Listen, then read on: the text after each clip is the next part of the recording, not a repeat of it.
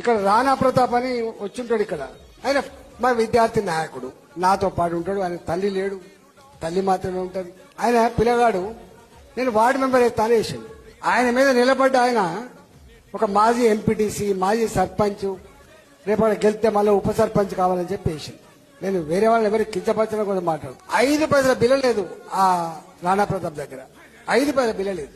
వచ్చిండు, నేను ఎన్నికల ప్రచారం అయిపోయినా జీప్ ఎక్కిండు. అన్నా నన్ను ఒకసారి భుజం మీద చేసి ఒక్కసారి చెప్పిపో అన్నా, డబ్బు లేనోడు పేదోడు నీ తమ్ముడని చెప్పు అన్నా అని చెప్తే నేను ఆయనను తీసుకొని భుజం మీద చేసి తల్లి లేడు మీరే తల్లిగా ఉండి గెలిపిద్దామని చెప్పుకోవచ్చు.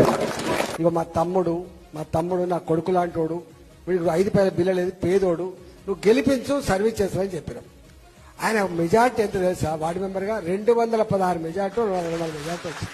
3,000 రూపాయలు ఓటుకి ఇచ్చిన వాళ్ళకేమో 16 17 వచ్చినాయి. కానీ రూపాయి ఇయ్యనటువంటి వారికి 264 270 ఓట్లు వచ్చినాయి. అంటే ప్రజలు ఎంత గొప్ప వాళ్ళో చెప్తున్నాను.